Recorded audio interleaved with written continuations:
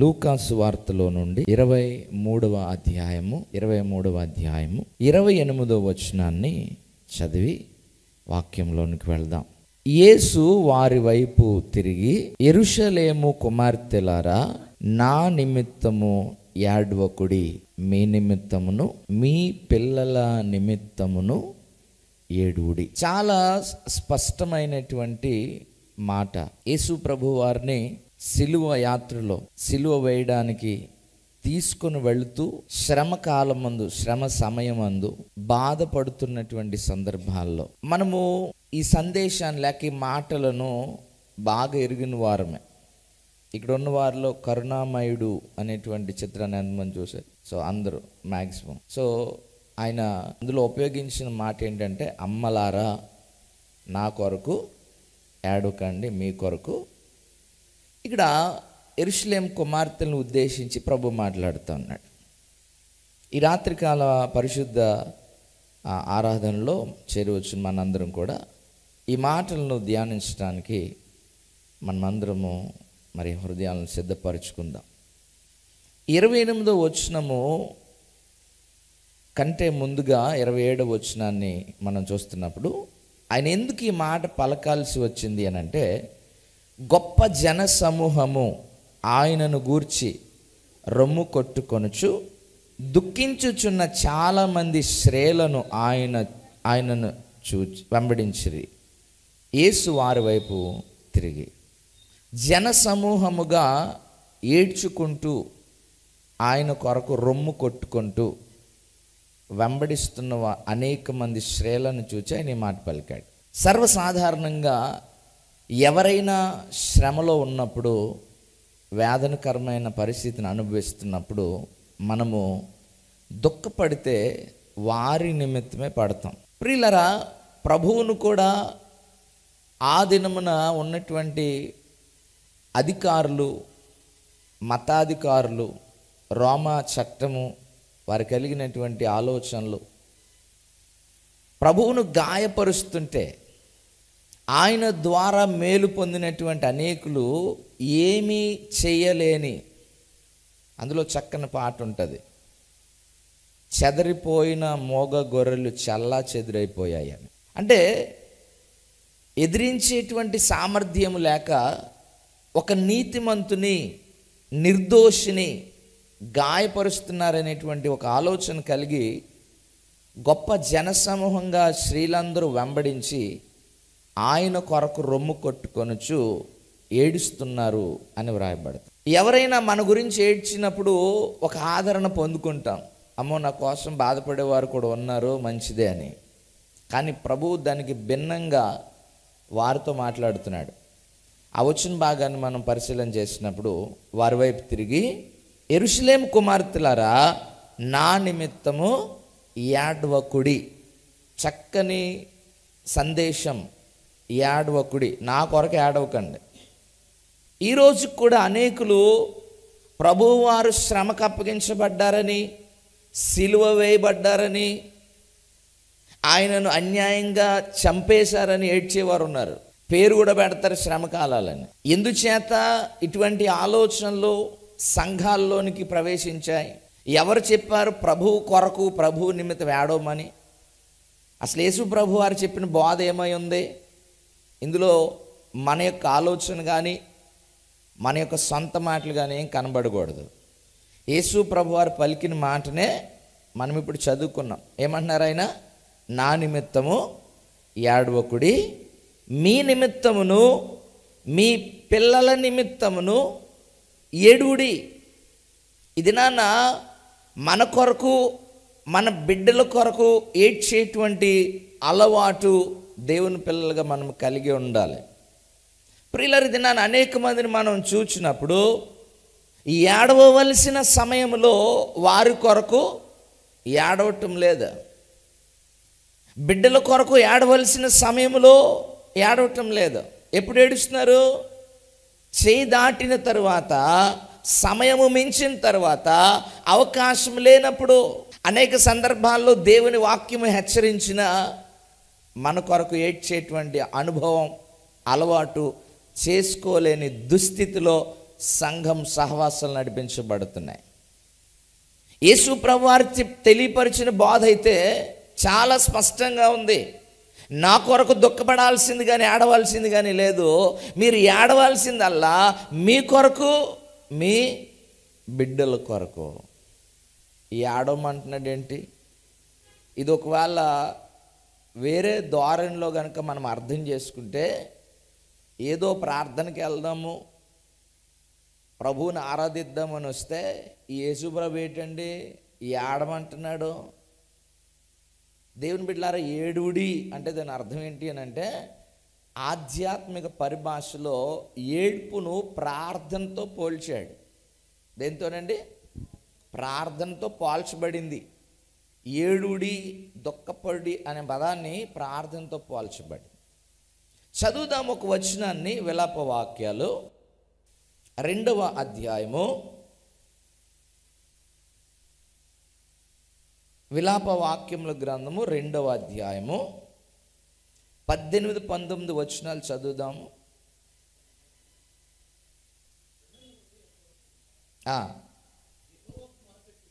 జనులు హృదయపూర్వకముగా యెహోవా కొనసాగించు మొరపెట్టుదురు. సియోను కుమారి ప్రాకారమా, నదీ ప్రవాహము వలె దివారాత్రము కన్నీరు పారనిమ్ము, విరామము కలగనీయకము, నీ కంటి పాపను విశ్రమింపనీయకము. నీవు లేచి రేయి మొదటి జామున మొర్రపెట్టుము. నీళ్లు కొమ్మరించినట్లు ప్రభు సన్నిధిని నీ హృదయమును కొమ్మరించుము. నీ పసిపిల్లల ప్రాణము కొరకు నీ చేతులు ఆయన తట్టు. ప్రవక్త ఇర్మియా గ్రంథకర్త ఆయన యొక్క ప్రవచనాల్లో దేవుని వాక్కును ప్రకటించడానికి వచ్చి ఎంతో విచారకరమైన, బాధకరమైన సందర్భాలు నీ జీవితంలో జరగకుండా నీవు చేయాల్సిన పనిని జ్ఞాపకం చేస్తూ ఉన్నాడు. ప్రియులారా, ఏమంటాడు? నీ కంటిని విశ్రమింప నీయకము. పరమగీతాల గ్రంథము సంఘము కొరకు పోల్చబడినటువంటి ప్రేమ కావ్యం అని మనకు తెలుసు. దానిలో సొలొమోను గారు సంఘాన్ని వ్యాఖ్యానిస్తుంటాడు. నా ప్రాణేశ్వరి, నీ కన్నులు గొవ్వ కన్నులను పోలి. మీరు ఎప్పుడైనా పావురాన్ని కానీ పట్టుకుని ఉంటే, మనకు గొవ్వలు అంత సాధారణంగా దొరకు, అందరికీ చూసే అవకాశం ఉండదు. ప్రభు కృపను బట్టి నేనైతే పట్టుకుని చూశాను దాన్ని. గొవ్వను ఎలా పట్టుకున్నప్పుడు గొవ్వ కన్నులు ఎలా ఉంటాయనంటే కన్నేళ్లతో నింపబడి ఉంటాయి, గుడ్డంతా కూడా నీళ్లు నింపబడి ఉంటాయి. పావురం కూడా సుమారుగా అలాగనే మనకి కనబడుతుంది. ఒకవేళ అది అలా రెప్పబడింది అనుకోండి, మనకి తెలియని అనుభవాలు ఏమీ కాదు. ఒకవేళ మన కళ్ళ నిండా నీళ్లు నిండిపోయాయి అనుకోండి, ఏదైనా సందర్భాన్ని బట్టి అది చాలా సమయం అలాగే ఉంటుంది. ఒకవేళ మనం రెప్ప కదల్చకుండా కనుక ఉంటే మరలా కన్నీరు మన శరీరంలోనికి ఇంకిపోద్ది. అదే కన్ను రెప్పేసమా బయటికి వచ్చేస్తాయి. సంఘాన్ని గొవ్వతో పోల్చడానికి కారణం ఏంటంటే, సంఘం ఎప్పుడూ కూడా నీళ్లతో నింపబడిన కన్నులు కలిగి ఉండాలి. ఇక్కడ ఇర్మియా ప్రవక్త విలాప వాక్యాలు రచిస్తూ అంటున్నాడు, అమ్మా, నీ జీవితంలో కలిగి ఉండాల్సినటువంటి నీ ప్రాకారము, సియోను కుమారి ప్రాకారమా, నదీ ప్రవాహం వలె దివారాత్రము నీ కన్నీరు పారనిమ్ము. ఎప్పుడు పారనీయాలి? మనకి వేదన కలగక మునిపే, శ్రమ కలగక మునిపే, శోధనలో ప్రవేశించక మునిపే. యేసుప్రభువారు ఏమి ప్రార్థన చేయమని ఎప్పుడు చెప్పారు? శోధనలో పడిన తర్వాత మెలుగు తెచ్చుకొని ప్రార్థన చేయండి అన్నారా? ఏమండి, చక్కని మాట అమ్మ చెప్తున్నారు. ఏంటండి? శోధనలో ప్రవేశించకుండానట్లు మెలకుగా ఉండి ప్రార్థన. నీ కన్నీరు పారనిమ్ము, దానిని విశ్రమింపనివ్వకము. అది నదీ ప్రవాహం వలె కన్నీళ్ళు కార్చి ప్రార్థన, ఏడ్పు నీవు కలిగి ఉండాలి అని చెప్తే దినాలన్నీ కూడా చాలా సంతోషకరంగా గడిపేస్తారు దేవుని బిడ్డలారా. ఏం తిందమ్మా, ఏం పొద్దున్న లెగ్గానే ఏం ఆలోచన చేస్తారు సాధారణంగా అండి? వంట ఏం చేయాలి, అంతే కదా. మనం ప్రత్యేకంగా మనమేం పైనుంచి ఓడిపడలేదు, కానీ ప్రతి ఆలోచన ఎలా ఉంటుందంటే వంట ఏం చేయాలి, అయిపోయింది అనుకోండి అమ్మాయ అన్నట్లు. స్త్రీలు అయితే స్త్రీలు, పురుషులు అయితే పురుషులు, వారి యొక్క ఆ బాధ్యతలను బట్టి ఆలోచన విధానము నడిపించబడుతుంది. ఒకవేళ కూలికి వెళ్ళేటువంటి పురుషుడైతే ఆ ఈవినింగ్ వర్క్ దిగిపోయి చేతులు కడుక్కునే ముందు ఏమనుకుంటాడు, అమ్మాయ ఇవాళ పని అయింది, ఇంటికి వెళ్ళి చక్కగా అలా ఒక 4 ముద్దలు తిని విశ్రాంతి తీసుకోవాలి. మానవునికి ఆలోచన ఎప్పుడు కూడా ప్రస్తుత పరిస్థితులను బట్టి నడిపించబడుతుంది. కానీ వాక్యం ఏమి జ్ఞాపకం చేస్తుంది, వాక్యం ఏమి హెచ్చరిక చేస్తుంది అని అంటే, ఓ సియోను కుమారి ప్రాకారమా, నీ కన్నీరు నది ప్రవాహం వలె కారుతుండాలి, అది విశ్రమించడానికి వీల్లేదు, అది ఎప్పుడూ కూడా కన్నీరు మయమై ఉండాలి. ఇది మన యొక్క జీవితాల్లో కన్నీటి ప్రార్థనకి ఎంత ప్రాధాన్యతనిస్తున్నాము. మన కొరకు ఏడవలసిందే. నాకు ఇంకా పెళ్ళి అవ్వలేదండి, నేను పిల్లల కొరకు ప్రార్థన చేయడం అంటే అందుకే 2 పదాలు ఉపయోగించబడ్డాయి. ఏమని? మీ కొరకును, మీ పిల్లల కొరకును. ఒకవేళ ఇంకా కుటుంబ జీవితంలోకి ప్రవేశించలేదేమో, అప్పుడు నీ కన్నీరు దేని కొరకు ఉండాలి అని అంటే, అయ్యా నా కొరకు నేను ప్రార్థన చేసుకుంటున్నాను. అసలు వేటి కొరకు ప్రార్థన చేయాలి? బెడ్లో ఉన్నా లేకపోయినా ప్రభు మీ నిమిత్తం ప్రార్థన చేసుకోండి అంటున్నాడు కదా. వేటి కొరకు ప్రార్థన చేయబడిన ఆలోచన చేశారా? మనకు కొన్ని ప్రార్థనలు తెలుస్తాయి. ఏంటనంటే, అయ్యా తగినంత ఆహారము, ఈ పరలోక ప్రార్థన మొరలు పెట్టుకుంటారు మాదిరిగా, కీడు నుండి తప్పించండి, ఈ దినమంతా కూడా క్షేమంగా సమాధానికి హ్యాపీగా గడిచిపోవాలి, ఇంక ఏది వద్దు, నాకు మనులు మాణిక్యాలు వడ్ర వైద్యాలు ఏమీ అవసరం లేదు, నాకు చక్కగా నడిచిపోతే చాలు అనుకుంటారు. కానీ సంఘము, దేవుని పిల్లలు చేయాల్సిన ప్రార్థన అంశాలు ఉన్నాయి దేవుని బిడ్డలారా. ఇది వాటిని మనము జ్ఞాపకం చేసుకోవడానికి ప్రయత్నిస్తే చూడండి, 77వ కీర్తన మొదటి వచనం, 142వ కీర్తన మొదటి వచనంలో కీర్తనకారుడు ఏమని ప్రార్థన చేస్తాడంటే, నేను ఎలుగెత్తి యెహోవాకు మొరలాడుతున్నాను, యెహోవాను బ్రతిమాలు కొనుచున్నాను, బహు వినయముగా ఆయన సన్నిధిలో నా ప్రార్థన తెలియజేస్తున్నాను అంటాడు. ఎందుకు ఎలుగెత్తి మొరపెట్టాలి? ఎందుకు వినయముగా ఆయన సన్నిధిని బతిమాలుకోవాలి? ప్రియులారా, ఇప్పుడు ఆలోచన చేద్దాం. యేసు ప్రభు వారు అంటున్నారు, నా కొరకు ఏడ్చేవో ఆ పని మీరు పెట్టుకోకండి. అసలు అయ్యో ప్రభు నిన్ను శిక్షించేసారా, అయ్యో ప్రభు నీకు 40 కొరడా దెబ్బలో. ఎందుకంటే యెరూషలేము కుమార్తెలు అందరూ అదే ఉద్దేశంతో ఉన్నారు. అక్కడ ఎలా కొట్టేస్తున్నారు చూడు రాక్షసులు. దేవుని బిడ్డలారా, మేము కర్ణమ్మేడ్ అనే మూవీని ఈ తెలంగాణ ప్రాంతాల్లో ప్రదర్శించడానికి వెళ్ళాను. నేను ఆ మూవీ మినిస్ట్రీ చేస్తే ఆ తెర ముందు కూర్చొని తెగ తిట్టేసేవారండి సైనికుల్ని. ఎలా కొట్టేస్తున్నాడు చూడు బండోడు, అటు చేతులు అడిపోయి అని తిట్టేవారు కింద నుంచి. ఎలా కొట్టేస్తున్నాడు చూడు, అసలు కరుకోళ్ళు యేసుప్రభుని కొడతండి. ఆ చిత్రాన్ని చూసిన వాళ్ళందరూ ఇప్పుడు కూడా చాలామంది లోపల డీప్గా వెళ్ళిపోయినప్పుడు ఏం చేస్తారనంటే, అక్కడ ఏది జరుగుతుంది, ఇక్కడ ఏడ్ చేస్తారు, వాళ్ళని తిట్టేసి వాళ్ళని కొట్టేసి వాళ్ళు అయిపోతారు. ప్రియులరా, ఆయన కొరకు కాదు నువ్వు ఏడవలసింది, ఆయన శ్రమ కొరకు కాదు, ఆయన శిల్వ్యాగం కొరకు కాదు. నేనేం చేయాలి ప్రభా? నేను దేని కొరకు ప్రార్థన చేయాలి ప్రభా? నా పిల్లల కొరకు ఎలా ప్రార్థన చేయాలి ప్రభా? నాకు నేర్పించయ్యా. ఇది లేక చాలామంది ఆవాసన కాలాల్లో క్షేమం ఉన్నప్పుడు ప్రార్థన కోల్పోయి, అది చేయక శోధకుడు ప్రవేశించి శ్రమను కలగజేసి దుఃఖం వచ్చిన తర్వాత అయ్యో ప్రభా ఏంటయ్యా నా బ్రతికేలా అయిపోయిందని ఆలోచనలోకి వెళ్ళిపోతున్నారు. ప్రియులారా, దేని కొరకు మనం ప్రార్థన చేయాలి? మొదటిగా మనం జ్ఞాపకం చేసుకో. మొదటిది ఆదికాండం 17వ అధ్యాయము. త్వరితంగా తీద్దాం. ఆదికాండము 17వ అధ్యాయము 18వ వచనాన్ని చదువుదాము. అబ్రహాము, ఇస్మాయేలు నీ సన్నిధిని బ్రతుకననుగ్రహించుము అని దేవునితో చెప్పగా. మనకు తెలిసిన సంగతే, ఇస్మాయిల్ని సారమ్మ గారు ఏం చేసింది అని అంటే, నువ్వు అర్జెంటుగా సెటిల్ చేసి పంపించేయి, నువ్వేం చేస్తున్నావు తెలియదు, ఇంట్లో ఉండడానికి వీల్లేదు, ఏం చేయాలో తెలియట్లేదు ఆయనకి. సరే కదా అని ప్రభు దగ్గరికి వెళ్ళాడు. ప్రభు దగ్గరికి వెళ్తే ఆయన ఏమన్నాడు? సారా చెప్పినట్టు చెయ్యి అన్నాడు. ఇప్పుడు ఏం చేయాలి?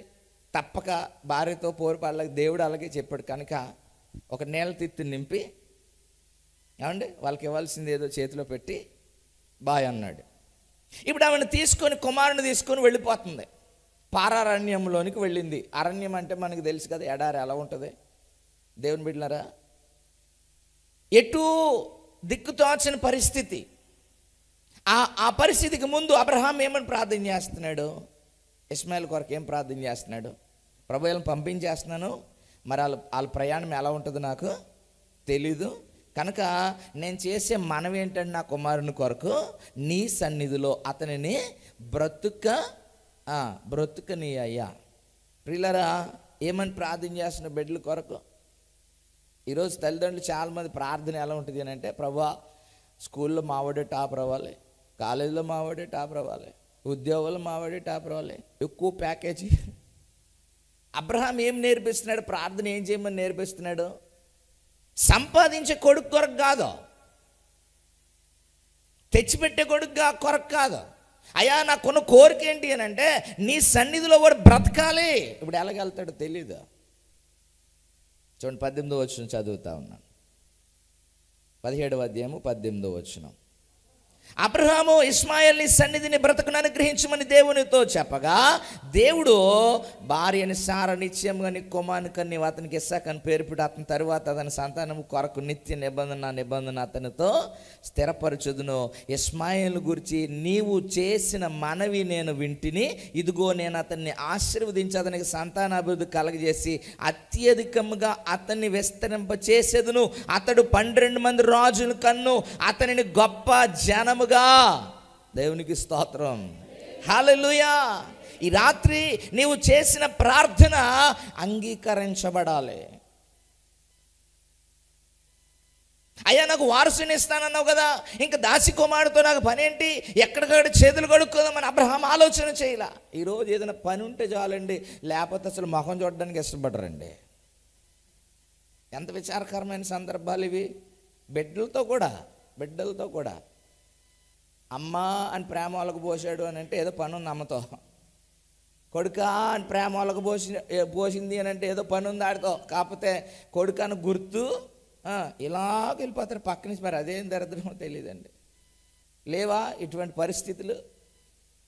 చాలామంది ప్రార్థన సమయాల్లో అమ్మ పక్కనే ఉంటాడు కదా, కొంచెం ఆడా బావా ఇంకా నయ్యం అంటారండి. కారణం ఏంటనంటే బిడ్డలో తల్లిదండ్రులు పక్కనే ఉన్నారు. మరి ఏంటో తెలియదండి, ఈ యొక్క అవివేకంలోనికి వెళ్ళిపోతారు. వారు పెంచి పోషించి ఈ స్థాయికి తీసుకొచ్చిన తర్వాత ఆ తల్లిదండ్రులు నచ్చరు కొంతమందికి, కడుపును పుట్టిన బిడ్డలు నచ్చరు కొంతమందికి. ఓ ప్రక్క దేవుడు చెప్తున్నాడు అబ్రహాంతో, అయ్యా వీడిని సంతానం అనబడ్డో, నీకు సార గర్భం ధరిస్తుంది, కుమారునికి అంటది, అతడు నీకు సంతానం అవుతాడు అని అంటే, అయినా కానీ ప్రభువా నేను అడిగే కోరిక ఏంటి తెలుసా, నాకు పుట్టిన కొడుకే కదా, వాడిని సన్నిధిలో బ్రతకాలి. ఆ ప్రార్థన విన్న దేవుడు ఏం చేశాడంటే తెలుసా? 20వ వచనం రాయబడుతుంది. ఇస్మాయిల్ గురించి నీవు చేసిన మనవి నేను వింటిని, ఇదిగో నేను అతన్ని ఆశీర్వదించి అతనికి సంతాన అభివృద్ధి కలగజేసి అత్యధికంగా అతన్ని విస్తరింప. అబ్రహాం ప్రార్థన. దేవునికి స్తోత్రం. దేవుని బిడ్డలారా, నేను ఇతర దేశాలకు దేవుని వాక్యం ప్రకటించడానికి వెళ్ళినప్పుడు వారు విలాసవంతమైనటువంటి జీవితాలు చూసి ఎంత దేవుని బిడ్డలారా, ఎంత ఉన్నతంగా వారు బ్రతుకుతూ ఉన్నారు. ఇస్మాయిల్ సంతతి ఎలా ఉంది ఇప్పుడు? ప్రతి దానికి సర్వెంటేనండి. నేను అనేక ప్రాంతాలు తిరిగాను, ఎక్కడ ఆ దేశపు వారు కూర్చొని పనిచేస్తున్నారు చూడాల. ఎంత విలాసవంతమైన. నేను అనుకున్నాను వెంటనే, అబ్రహాం ప్రార్థన ఎన్ని తరాలు అయిపోయిన వారిని ఎంత ఆశీర్వాదకరంగా ఉంచింది. దేవునికి స్తోత్రం, హల్లెలూయా. ఈ దినాన్ని నీ ప్రార్థన నీ బిడ్డలకు ఆశీర్వాదం తెచ్చేదిగా ఉందా? నీ కొరకు నువ్వు ప్రార్థన చేయాలి. అయ్యా నీ సన్నిధిలో నన్ను బ్రతకనివ్వు, ఇదిగో నాకున్న పరిస్థితిలో, నాకున్నటువంటి శోధనలో, నేను పడుతున్నటువంటి యాతనలో నన్ను బ్రతకనిచ్చేలా లేవు. అప్పుడప్పుడు అంటారు చూడండి, ఈ నన్ను బతకనివ్వరు వెళ్ళి చంపేస్తారు అంటాం కదా. అటువంటి పరిస్థితుల్లో నువ్వు బ్రతకాలి అని అంటే దేవుడు నిన్ను ఆశీర్వదించు. నీ ప్రార్థన దేని కొరకై ఉండాలి? బిడ్డల కొరకు ఏం ప్రార్థన చేస్తున్నావు? వాక్యం ఈ రాత్రి హెచ్చరిస్తుంది. అబ్రహాము ఒక భక్తుడు నేర్పిస్తున్నాడు. మనకి ఏదైనా తెలియనప్పుడు ఆ మార్గాన్ని నడిపించిన వారు బోధిస్తే మనము నేర్చుకోవడం తప్పేమీ కాదు. మంచిదైతే తప్పనిసరిగా మనం నేర్చుకోవాల్సిన అవసరత ఉంది. ఇప్పుడు అబ్రహాం గారు తన బిడ్డ కొరకు చేసిన ప్రార్థన నేర్పిస్తున్నాడు. నేను ఎలా చేశాను, నా బిడ్డ దీవించబడ్డాడు అని. అలాగని ఇస్సాకు నెగ్లెక్ట్ చేయలేదు. అబ్రహాము యొక్క ప్రార్థన ఏంటి అని అంటే, ప్రభువా నీవు అనుమతి పొంది నేను గర్భం ధరించింది, నా భార్య కన్నదే, ఇప్పుడు ఆ భార్య వద్దు అంటుంది, ఏం చేయాలి కుమారుణ్ణి? నాకైతే వాడు బ్రతకను ఉద్దేశించాను. దేవుని సన్నిధికి వెళ్ళి ప్రార్థన చేశాడు. అవునా ప్రభువా, నాకు ఇస్తావు కొడుకుని? అయితే లెక్కలేదా, నీ ఇష్టం ఏదో చేసి అనలా. దేవుని బిడ్డలారు, ఈ దినాన్ని బిడ్డల కొరకు నీకు అవసరం ఉంటే, లేకపోతే ఇష్టానుసారంగా మాట్లాడడానికి వీలు. చాలామంది తండ్రులు వెళ్తారు, రే ఒక 2000 పని ఉందనంటే, ఆ పాపం భార్య బిడ్డలతో ఉంటాడు కదా, ఒకవేళ అండ్ లేవు అన్నాడు అనుకోండి, ఇంకంతే, వెంటనే ఫేడ్ మారిపోతే, మాటలు మారిపోతే ఇంక మొదలెట్టేస్తారు శాపాలు. ప్రియులరా, ఏమి ప్రార్థన చేస్తున్న బిడ్డల కొరకు? నేను అంటాను, దేవుని సన్నిధిలో దేవుని బిడ్డగా నడిపించబడుతున్న నీవు వారికి ఏదైనా సంపాదించి పెట్టావు అని అంటే అది నీవు చేసిన ప్రార్థన ఉండాలి. ఎందుకనంటే మరి ఏదైనా వారు నష్టపోవచ్చు, కానీ నీ ప్రార్థన ఎప్పటికీ నిలిచిపోద్ది. దేవునికి స్తోత్రం. ఆయన అంటున్నాడు, నీ కన్నీళ్ళు నా బుడ్డిలో, దేని కొరకు నువ్వు కన్నీళ్ళు కార్చావు, ఆ బుడ్డిలో ఉంటాయంట. నీ బిడ్డల కొరకు, నీ కొరకు కన్నీళ్ళు కార్చిన అనుభవం కలిగి ఉండాలి. నీ బిడ్డల కొరకు నువ్వు ఏడ్చిన అనుభవం ఉండాలి. వారి ఆశీర్వాద కొరకు ప్రభు సన్నిధిలో గడిపిన అనుభవం ఉండాలి. అనేక రకాలైన ప్రయత్నాలు చేస్తాం. బాబు మా అనుకోదు, మీ దృష్టిలో పెట్టుకోండి బాబు, మీరు కనుక అంటే ఆ ఉద్యోగం వచ్చేది, మీరు అంటే అక్కడ సెట్ అయిపోతాడు, మీరు అంటే అని మనుషులమై పరుగులైతే మనుషుల మీద ఆధారపడి వారి వెంట వీరి వెంట మన చేతులు జాబుతామే. వాక్యం అంటుంది రాత్రి, నువ్వు నీ బిడ్డల కొరకు, నీ కొరకు ఆయన సన్నిధిలో బ్రతుకున్నట్లు ప్రార్థన చేయాలి. రెండవది మరి దేని కొరకు ప్రార్థించాలి? యోబు భక్తుడు ఒకవేళ అడిగితే, అయ్యా నీవేం చేసావు నీ బిడ్డల కొరకు, నీ కొరకు ప్రార్థన అని అంటే ఆయన ఏం జ్ఞాపకం చేస్తాడు? చదువుదాం. యోబు గ్రంథం 1వ అధ్యాయము 5వ వచనాన్ని చదవండి ఎవరైనా త్వరితంగా. యోబు గ్రంథం 1వ అధ్యాయం 5వ వచనం, 5వ మాట. వారి విందు దినములు పూర్తి కాగా యోబు తన కుమారులు పాపము చేసి తమ హృదయముల్లో దేవుని దూషించురేమో అని వారిని పిలువనంపి వారిని పవిత్రపరిచి అరుణోదయమున వారిలో ఒక్కొక్క నిమిత్తమై దహన బలి అర్పించుచు వచ్చెను. యోబు నిత్యము అలాగూ చేయుచుండెను. ఒక తండ్రి బిడ్డల కొరకు చేసిన ఆ ప్రయత్నము, పడుతున్న ప్రయాస ఏంటి అంటే పాపం చేశారని కాదంట, పాపం చేశారని కాదంట. జాగ్రత్త వినాలి ఈ మాటలు. పాపం చేశారని కాదంట. ఒక్కవేళ దేవునికి విరోధంగా పాపం చేసి దేవునికి దూరం అయిపోతారేమో అన్న ఒక భయంతో వారి నిమిత్తము వారిని పిలిపించి వారిని పవిత్రపరిచి పరిశుద్ధతకు అప్పగించి దేవుని వాక్యాన్ని ప్రకటించి దేవుని హెచ్చరికలు చేసి వారి కొరకు ప్రార్థన చేస్తున్నాడు. దేవునికి వ్యతిరేకంగా పాపం చేయకుండా ఉండేటట్టుగా నీ కొరకు, నీ బిడ్డల కొరకు విజ్ఞాపన చేయాలి. అది కూడా ఎలాగా? ప్రభువా జాగ్రత్త, వారు ఎలా వెళ్ళాలి? అలా కాదంట, కన్నీటితో నీ కన్ను విశ్రమించకూడదు. ఎందుకంటే అయ్యా నేను వారు వెళ్ళే చోటకి నేను వెళ్ళలేను, వారు వెళ్ళే కాలేజీకి నేను వెళ్ళలేను, నా పరిధి ఎక్కడికి అని అంటే నా వీధి చివరి వరకు నేను డాటా చెప్పగలను. ఆ తర్వాత వారు ఎలా ప్రవర్తిస్తున్నారో, ఎలా నడుచుకున్నారు, ఎలాంటి ఆ ఉద్దేశాలు తలంపులు కలిగి ఉన్నారో నాకు తెలియదు. ఒకవేళ ఎరా అనగానే నా కొడుకు నా దగ్గరికి వచ్చి ఆ డాడీ బాగానే ఉన్నాను అని చెప్తాడేమో, నీ కుమార్తెకు వేళ అలా చెబుతుందేమో, కానీ వారి తలంపులు ఎలాగున్నాయో దేవునికి ఒకవేళ వ్యతిరేకంగా వారు ఆలోచన చేసి పాపం చేసి దోషులైపోతారేమో, దేవుని యొక్క ఆశీర్వాదం పోగొడతారేమో అని బాధ్యత కలిగిన తల్లి తండ్రికి ఏం చేయాలంటే ప్రతిదినం వారి కొరకు, నేను దేవుని దృష్టికి వ్యతిరేకంగా పాపం చేయకుండా నన్ను జాగ్రత్తలో ఉంచు ప్రభు అని నా కొరకు ప్రార్థన చేయాలి. అట్ ద సేమ్ టైం నా బిడ్డల కొరకు ప్రార్థన చేయాలి. దేని కొరకండి? దేవునికి వ్యతిరేకంగా ఒకవేళ పాపము చేస్తారేమో, తప్పక బాధ్యత కలిగి ప్రార్థన చేశాడంట. ఏమండి, వారి విందు దినములు పూర్తి కాక మనం చదువుతుంటే అక్కడ కనబడుతుంది. వారంట 10 మంది బిడ్డలు కనుక వారానికి ఒకరు మన ఇంట్లో డిన్నర్ చేద్దాం, లంచ్ చేద్దాం, అందరం కలుసుకుందాం అని చెప్పి చక్కగా వారు ప్లానింగ్ చేసుకున్నారంట. అందరూ వెళ్ళి ఒక ఇంటికి వెళ్తున్నారు, చక్కగా భోజన పదార్థాలు సిద్ధపరచుకుంటున్నారు. దేవుడు వారికి ఇచ్చిన క్షేమాన్ని బట్టి, ఐశ్వర్యాన్ని బట్టి చక్కగా వారు ఆనందిస్తున్నారు, ఒక కుటుంబంగా ఒక చోట చేరి.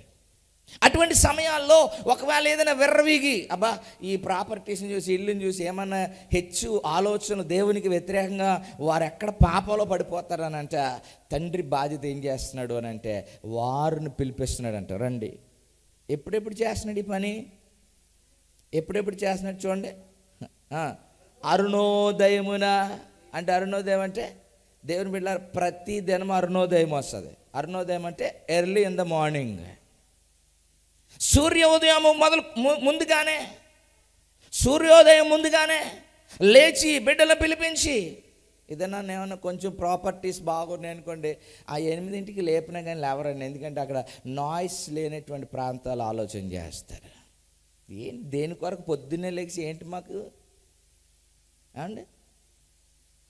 కానీ దైవజనుడు యోబు ఏం జ్ఞాపకం చేస్తున్నానంటే, వేకునే అరుణోదయమునే లేచి బిడ్డలను పిలిపించి వారిని పరిశుద్ధపరిచి ప్రార్థన చేస్తున్నాడు. అయ్యా ఒక్కవేళ నీకు విరోధంగా ఏమైనా పాపం చేసి నీకు దూరం అయిపోయారేమనే.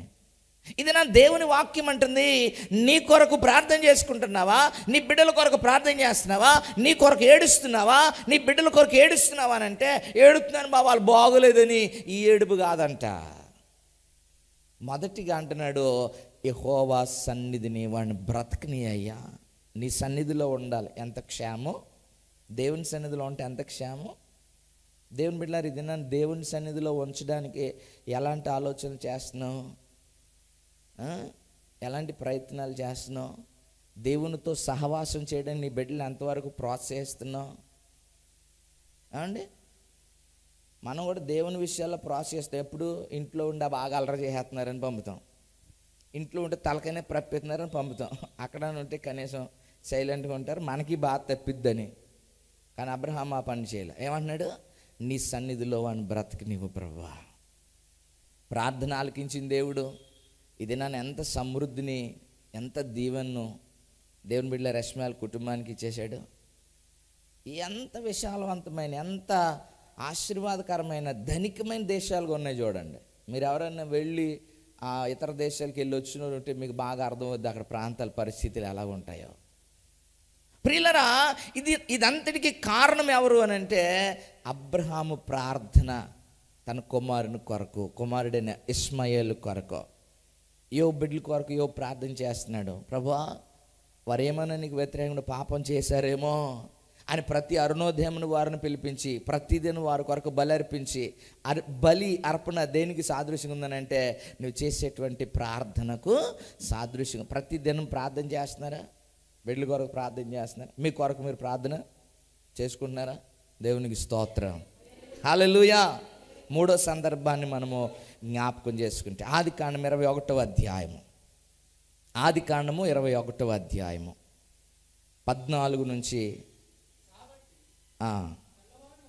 కాబట్టి తెల్లవారునప్పుడు ఆహారము నీళ్ళ తిత్తిని తీసుకొని ఆ పిల్లవానితో కూడా హాగరునకు అప్పగించి ఆ భుజం మీద వాడిని పెట్టి ఆమెను పంపివేసెను. ఆమె వెళ్ళి బయర్షెబ అరణ్యములో ఇటు అటు తిరుగుచుండెను. ఇందాక చదువుకుందే, ఆలోచన చేసిందే. అబ్రహాము తన యొక్క హాగరును, తన కుమారుని నీళ్ళ తిత్తిని కొంచెం ఆహారాన్ని పెట్టి పంపించేశాడంట. పెట్టి పంపించేశాడు. దేవుని బిడ్డలారా, ఇంట్లో ఉన్నా సరే, ఇంటిలో ఉన్నా సరే, అన్నం కలుపుకొని తింటున్నప్పుడు నీళ్ళు ఎట్టుకోకుండా గొంతు పడింది అనుకోండి, ఎలా ఉంటుంది అండి? ఏం తెలీదా? ముద్ద దెక్కుండా గొంతు పట్టేసింది ఎలా ఉంటుంది? అక్కడ ఎవరుంటే వాళ్ళని అలాగైపోద్ది మాకు. నీళ్ళు ఎట్టన వాళ్ళు శుభ్రంగా మనం వేసుకుంటాం కదా, ఎందుకని ఎప్పుడు ఎట్టరు నీళ్ళు అంటాం. నిజానికి అంటే ఆ రోజు ఒకవేళ గొంతు పట్టి కూసేపు కనుక ఎక్కుళ్ళు వచ్చి ఇబ్బంది పడ్డామా, ఆహారాన్ని పెట్టాడు. మన ప్రాంతంలో అయితే చక్కగా ప్రతిదినం తెల్ల అన్నం, వరి అన్నం అండి అలవాటు మనకి. ఇటు ఒరిస్సా ప్రాంతానికి వెళ్తే వాళ్ళు ఒక రకమైన పిండిని సిద్ధపరచుకుంటారు. ఆ పిండిని నీళ్లు కలుపుకుని ముద్దలుగా చేసుకుని తింటారు. ఇటు తెలంగాణ ప్రాంతాలకు వెళ్తే జొన్న రొట్టెలు కాల్చుకుని తింటారు. అవి పెద్ద పెద్ద వేసుకుంటారు. చక్కగా మన దబరాల మీద మూతల్లాగా ఉంటాయండి. అవి చక్కగా వేసుకుని పెట్టేస్తే అవి ఎండిపోతాయి, గట్టిగా అయిపోతాయి. వాటిని మడతెట్టేసుకుని పట్టుకెళ్ళిపోతే జస్ట్ ఏదైనా పులుసులో వాటిని అలా కాసేపు ముంచితే మెత్తగా అయితే తింటారు. అదొక ఆహార పదార్థం. ప్రియులారా, ఇలాగా ప్రాంతాన్ని బట్టి ఆహార పదార్థాలు ఉన్నాయి. ఇప్పుడు ఆఖరికి ఇచ్చిన ఆ దినాల్లో వారు కూడా రొట్టెలు తినేవారు. రొట్టెలు తినడానికి ఆహారం ఉంది, నాకు తెలిసి ఏమన్నా కొద్దిగా ఆ కర్రీ కూడా పెట్టుకుని ఉండాలి. కానీ నీళ్ళు లేవు, నేల తిత్తి అయిపోయింది. ఎందుకంటే ఎడారుల అరణ్యం, బైర్షెబ అరణ్యం నడిచి వెళ్తూ ఉన్నారు. ఇప్పుడు ఆఖరి యొక్క ప్రార్థన ఏమై ఉంటుంది ప్రియులారా? ఎటువంటి ప్రార్థన మనకు ఆఖరి నేర్పిస్తుంది అని అంటే ఇక్కడ చూడండి, చక్కని సందేశం మనకు కనబడుతుంది. 16 వచనం 18 వచనం వరకు వ్రాయబడిన సందర్భాలు మనం ఆలోచన చేస్తే, ఆ బిడ్డ యొక్క 16 వచనం, ఈ పిల్లవాని చావు నేను చూడలేనని అనుకొని వింటి మీద దూరం వెళ్ళి అతనికి ఎదురుగా కూర్చున్నాను. ఆమె ఎదురుగా కూర్చుండి ఎలుగెత్తి ఏమి ఏడ్చుంటుంది? ప్రభా, నా బిడ్డకి ఈ అక్కడి నుంచి అమ్మాయిని తెస్తావు, ఎటువంటి పిల్ల కోడలు అది ఏడ్చుంటుందా? కొంతమందికి సయా సందర్భాలు ఉండవండి. ప్రియుల ప్రార్థన ఎందుకు చేయాలి బిడ్డల కొరకు అని అంటే, ఒక సేవకుడు ఒక డాక్టర్ గారి ఇంటికి ప్రార్థన చేయడానికి హౌస్ విజిటింగ్కి వెళ్ళాడండి. ఆ డాక్టర్ గారు బయటకు వచ్చిన తర్వాత ప్రార్థన విజ్ఞాపనలు ఏమైనా ఉన్నాయని అంటే వెంటనే ఆయన ప్రేయర్ రిక్వెస్ట్ ఇచ్చాడంట. ఏమనంటే, మా అబ్బాయి వివాహం కొరకు ప్రార్థించండి. జనరల్గా సేవకుడు ఏమనుకుంటాడు, ప్రభువా ఈ కుటుంబానికి తగిన వధువును బిడ్డకి దయచేయనైనా. ఎప్పుడు ఈ ప్రార్థన ఎప్పుడు చేస్తాం? వివాహ వయసు వచ్చేస్తే కదా. ఈ లోపల ఒక 3 సంవత్సరాలు అటు ఇటు ఆడుకుంటూ పాస్టర్ గారి దగ్గరికి వచ్చాడు, నుంచున్నాడంటే, ఎవరు ఈ అబ్బాయి అంటే, ఈజ్ మై సన్, మీరు ఇందాక పెళ్లి కోసం ప్రార్థన చేసి దీడి కొరకు అన్నాడు. అనగానే ఆయన అనుకున్నాడంటే, ఈయనకి ఏంటండి ఇది అని అంటే, ఆ తండ్రి చెప్పాడంట, అయ్యా వయసు వచ్చిన తర్వాత వాళ్ళ ఆలోచన ప్రకారం వివాహం అనకుండా నేను వీడు పుట్టిన కానించే ప్రార్థన చేస్తానని చెప్పాడు. దేవునికి స్తోత్రం, హల్లెలూయా. ఈరోజు ఒక తండ్రిగా తల్లిగా మనం బాధ్యతలు కలిగి ఉండి నేర్చుకోవాలి. వివాహ వయసు వచ్చినప్పుడు వివాహం కొరకు, గర్భఫలం అవసరమైనప్పుడు గర్భఫలము కొరకు, ఇల్లు కట్టుకోవాల్సి వచ్చినప్పుడు ఇంటి కొరకు. అప్పుడు కదని ప్రార్థన. ఎప్పుడు ప్రార్థన చేయాలి?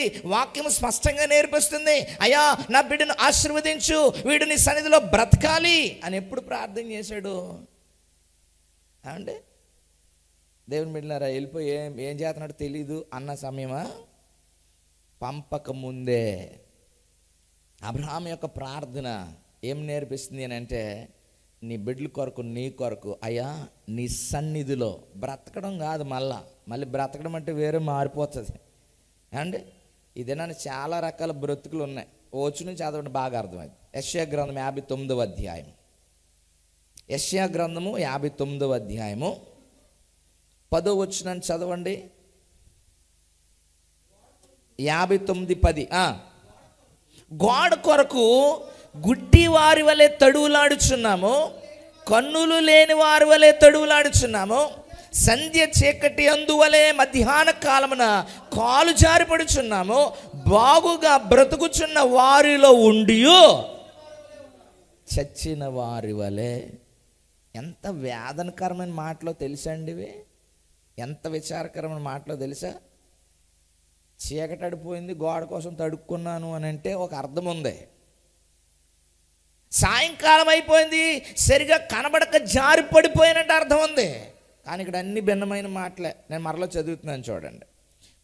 కన్నులు లేని వారి వలె తడువులాడుచున్నాము, సంధ్య చీకటి అందువలే అంటే సాయంకాల సమయం అందువలే మధ్యాహ్నమందు కాలమున జారిపడుచున్నాము. అందరూ బాగుగా బ్రతుకుచున్న వారు చుట్టూ ఉండగా వారి మధ్యలో ఎలా బతుకుతున్నారంట? 59వ అధ్యాయం యెషయా గ్రంథం 10వ వచనం. బాగుగా బ్రతుకుచున్న వారి మధ్యలో చచ్చిన వారి వల్ల. బ్రతకడం ప్రాముఖ్యం కాదంట. మనం కూడా అప్పుడప్పుడు తిడతాం కదా, ఎవరన్నా తిట్టాలనుకో, కాకిలాగా, కలకాలం వద్దు, హంసలాగా. అంటే దాని అర్థం ఏంటి అని అంటే, కాకి చెడ్డదని కాదు. నిజానికి బైబిల్లో కాకి మంచి ప్రాధాన్యత ఇవ్వబడింది. దేవుని బిడ్డలారా, మన బ్రతుకుని ఎలాగూ ఆశిస్తామనంటే అది అరుతున్నప్పుడే కాగ్గోల, ఎవరన్నా డొడడొడ మాట్లాడుతున్నారంటే కాగ్గోల ఏంటి అంటాం. అంటే దాన్ని ఎలాగో తగ్గించి మాట్లాడతాం. అంశాన్ని ఇట్టేప్పటికి మనకు ఒక ప్రత్యేకమైన ప్రయారిటీ ఉంటుంది, తెల్లగా ఉంటుంది, రేరుగా ఉంటుంది, మనకి అందుబాటులో ఉంటుంది. కనుక మనం దేవుని బిడ్డలారా ఆలోచన చేయాలి. ఈరోజు నువ్వు కలిగి ఉన్నటువంటి ఆలోచన బ్రతకడం కాదు, ఆయన సన్నిధిలో బ్రతకడం. దేవునికి స్తోత్రం. ప్రభా నన్ను ఏదో ఎవరైనా బతికితే ఏదో గాలి పెరిగిపోయిన వాళ్ళు ఉన్నారండి, విడవబడిన వాళ్ళు వెచ్చలవిడిగా పెరిగిపోయి విస్తరించిన వాళ్ళు ఉన్నారండి, బలంగా తయారైన వాళ్ళు ఉన్నారు. చూడండి, దోమ కొట్టుకుంటే జాగ్రత్త పడతాం, నీళ్లు మంచి ఇస్తాం, ఆహారం ఏది పడితే తిని అంటాం. వీళ్ళకి మాట్లాడితే జ్వరాలు జలుబులు వస్తాయి. ఆడు అక్కడ కూర్చుంటాడు, ఎలా తినేస్తాడు. ఆయన ఎంత బలంగా ఉంటాడు, దోమలు ఇష్టం వచ్చినట్టు కుట్టేస్తాయి, ఏది పడితే తింటాడు, ఎక్కడ పడితే అక్కడ ఉంటాడు. కానీ బలంగా అటు ఇటు తిరుగుతాడు, పడిపోతాడు. అండ్ రోడ్డు మీదకి మన అలాగ వచ్చి కానీ టప్పని బండి కొట్టేసింది, అయ్యో అనుకుని వెళ్ళాం అందరం. వాళ్ళు లేచాడు, ఎలా దులుపుకున్నాడు, పోయాడు. నేను అనుకున్నాను, బాబోయ్ మా అమ్మలకి అయితే ఎంత అడవిడైపోయేదో. ప్రియులరా, ఈ రోజున బతకడం ప్రాముఖ్యం కాదంట, యెహోవా సన్నిధిలో బ్రతకడం. అబ్రహాం అదే కదా ప్రార్థన చేశాడు. ఏమని ప్రార్థన చేశాడు? యెహోవా నీ సన్నిధిలో వాడిని బ్రతకనివ్వు. మనం ఏం ప్రార్థన చేయాలి ఇప్పుడు? ప్రభువా మేము బతికేయడం కాదయ్యా ఎలా పడితే అలాగా, నీ సన్నిధిలో మమ్మను బ్రతికించయ్యా, నీ సన్నిధిలో బ్రతుకునివ్వయ్యా అని ప్రార్థన చేయాలి. రెండోది యోబు గారు చెప్తున్నాడు, నేర్పిస్తున్నాడు, నేను నా బిడ్డల కొరకు ప్రతి దినము అరుణోదయమున లేచి వారిని పరిశుద్ధపరిచి పవిత్రపరిచి దేవునికి బలి అర్పించి ప్రార్థన చేస్తున్నాను వారి క్షేమం కొరకు. ఈరోజు మన ప్రార్థన జీవితం బిడ్డల కొరకు, కుటుంబం, మీ కొరకు, మా కొరకు ఎలా ఉంది అండ్ ఇతరుల గురించి చేయడం తర్వాత సంగతే, ఇతర విజ్ఞాపనలు పంచుకోవడం తర్వాత సంగతే. వ్యక్తిగతంగా అయ్యా నా కొరకు నేను ప్రార్థన, అయ్యా ఈ దినమంతా ఉదయకాల ప్రార్థన అయితే ఈ దినమంతా నేను నీకు వ్యతిరేకముగా నడిచి పాపము చేసి నీకు దూరం అవ్వకుండా నన్ను కాపాడం ప్రార్థన, బిడ్డల కొరకు ప్రార్థన పంపుతూ ఉన్నావు. చీకటి వారిని క్యాప్చర్ చేసుకోకుండా, వారిని పట్టేసుకోకుండా, చీకటి ఆధీనంలోనికి వారిని తీసేసుకోకుండా నీ విజ్ఞాపన ఉండాలి వారి నిమిత్తమై. అయ్యా వెళుతున్నారు, ఎలాగైతే భయం భక్తులు కలిగి వెళ్ళారో అలాగే తిరిగి వచ్చే కృపను. ఈ ప్రార్థన లేక కాలేజీకి వెళ్ళిన కాలేజీకి వెళ్తున్నారా? దేవుని బిడ్డలారా ఆలోచన చేస్తున్నారా? ఓ తండ్రి తల్లికి ఫోన్ చేశాడు, నీ కూతురు ఎక్కడ ఉంది అని. ఎక్కడ ఉంది? ఫ్రెండ్ ఇంటికి వెళ్ళింది. నీ ముఖం పలానా ఊరిలో స్టేషన్లో ఉంది వెళ్ళు అన్నాడు. దేవుని బిడ్డలారా జరిగిన సంగతే. ఎందుచేతనంటే వెళ్ళిన చోటకి వెళ్ళలా. నీవు ఇదిన ప్రార్థన కలిగి ఉన్నప్పుడు ఆ ప్రార్థన ఏం చేస్తుంది అని అంటే వారి చుట్టూ ప్రాకారం ఉండే భయాన్ని నేర్పిస్తుంది. లేకపోతే అమ్మ లేదు కదా ఇక్కడ, నాన్న ఇక్కడ లేడుగా, ఎవరు చూసి వచ్చారు. స్నేహితులు కూడా అలా చెప్తారు, అలా ఏదో పక్కన ఉన్నట్టు మరీ చేస్తున్నాం, ఇంకా 20 కిలోమీటర్లు ఉంది, అలా వెళ్ళిపోవచ్చు, ఇక్కడే కదా అక్కడే కదా రా పర్లేదు అంటే ఆకర్షిస్తారు. నీ ప్రార్థన వారికి ప్రాకారముగా ఉండాలి. అందుకే సియోను కుమారి ప్రాకారమా నీ కన్నీరు పారనిమ్ము, నీ కన్నీళ్లు విశ్రమింపనివ్వకము. నదీ ప్రవాహం వలె నువ్వు మొదటి జామున లేచి నీళ్లు కొమ్మరించినట్టు వారి కొరకు యెహోవా సన్నిధిలో నీ కన్నీళ్లను కొమ్మరించు అంటాడు. మూడో సందర్భం, హాగరు ప్రార్థన చేస్తుంది, అయ్యా వాడి చావు నేను చూడలేను. దేని కొరకు ప్రార్థన చేస్తుంది? నాకు ఇప్పుడు ఆశీర్వాదాలు, అంతస్తులు, ఆస్తులు కాదయ్యా, వాడు క్షేమముగా ఉంటే చాలు. దేవునికి స్తోత్రం. క్షేమము కొరకు ప్రార్థన చేసింది. మీరు అనొచ్చు ఆగరు ప్రార్థన చేసిందని ఎలా చెప్తారండి, అక్కడ ఏడ్చినట్టు ఉంది కదా అని. నిజానికి ముందైతే ఆగరికి దేవునికి ప్రార్థన చేయాలని చెప్పాలని ఆగరికి తెలీదు. మనమే ఏ అధ్యాయంలో ఉన్నాం ఇప్పుడు? 21వ అధ్యాయంలో చూస్తున్నాం. ఆదికాండం 21వ అధ్యాయంలో ఆ పిల్లవాని చావు చూడలేకపోయిందని చూస్తున్నాం. కానీ దేవుడు ఆగరికి ముందే తెలుసు. ఎప్పుడు? 16వ అధ్యాయంలో ఒకసారి వెళ్ళింది, యజమానురాలు ఇబ్బంది పెడుతుందని వెళితే దేవుడు ఆమెను దర్శించి, హాగరు సారాయి దాసివని ఆగరు ఎక్కడికి వెళ్తున్నావు అని అడిగాడు 16వ అధ్యాయంలో. మీరు తిరిగి సమయంలో చదవండి అండి. అప్పుడు అంటుంది, నా యజమానురాలు సన్నిధి నేను పారిపోతున్నానని చెప్తే దేవుడు అన్నాడు, నోరు మూసుకుని వెళ్ళి ఆమె కింద అణిగి మణిగి ఉండు, నేను దీవిస్తాను, నీ బిడ్డలను దీవిస్తానని చెప్తే అప్పుడు ఆగరందే, అయ్యా నీ పేరేంటో. అదే పాట. ఏం పాట? చూచుచున్న దేవుడవయ్యా నన్ను చూచినావు, నీ పేరేమిటో తెలియదయ్యా, నా పేరుతో నన్ను పిలిచావయ్యా. హాగరు పాడే చెప్పేసింది దేవునికి, అయ్యా నీ పేరేంటో నాకు తెలీదు, కానీ నా పేరు తెలుసుకున్నాను, పేరు పెట్టి పిలిచావు కనుక నీ పేరు నేను పెడతాను. నేనేం పేరు? చూచుచున్నా. మరి చూచున్న దేవుడు గుర్తుండదా? ఏమి సంవత్సరాలు గడిచిపోలా. గట్టికైతే గర్భవతిగా ఉన్నప్పుడు, నిండు చోళాలుగా ఉన్నప్పుడు ఆ సందర్భం జరిగింది. ఇంకా ఆమె పుట్టలేదు, ఇస్మాయిల్ పుట్టలేదు. దేవుని బిడ్డలారా, చదవని అవసరం లేదండి, పుట్టలేదు. కానీ ఆ పుట్టబోయే బిడ్డ కొరకు దేవుడు చెప్పాడు. మీరు 11వ వచనం చదువుతుంటుంది, యెహోవా ఇదిగో యెహోవా నీ మొరను విను, నువ్వు గర్భవతి అన్నావు, నువ్వు కుమారుని కానీ అతను ఇష్మాయేలుని పేరు పెడతావు, అతడు ఎలా ఉంటాడు, ఆ పరిస్థితులు ఎలా ఉంటాడు అన్నీ చెప్పేశాడు. కనుక ఆమె ఏమన్నది? నువ్వు చూచుచున్న దేవుడిని ఇప్పుడు ఎలా మర్చిపోద్ది? గర్భవతిగా ఉన్నప్పుడు, నిండు చోళాలుగా ఉన్నప్పుడు ఆమెతో మాట్లాడిన దేవుడు ఇప్పుడు బిడ్డ ఎదిగి 10 ఏళ్ళు అయిన తర్వాత ఆ బిడ్డను పట్టుకొని ఆ బిడ్డ కొరకు ఆమె ఏలుగెత్తి ప్రార్థన చేస్తా, ఆ దినమున నన్ను చూచిన దేవుడవు నీవు, ఇదిగో ఆశీర్వదిస్తానని చెప్పావు, ఇదిగో అతడు గొప్ప జనం అవుతాడు అన్నావు, అందరి చేతులు అతనికి అతని చేతులు అందరికీ విరోధంగా ఉంటాయి అన్నావు. ఏమైపోయిందా ఈ ఆశీర్వాదం? అని ఆశీర్వాదం ఎత్తి ప్రార్థన చేస్తాం. అప్పుడంటే దేవుడు హాగరు కన్నులు తెరిచాడంట. నేనేం మర్చిపోలేదు హాగరు, దేవునికి స్తోత్రం, హల్లెలూయా. నేను నీకు చేసిన వాగ్దానం ఏం మర్చిపోయింది నువ్వే.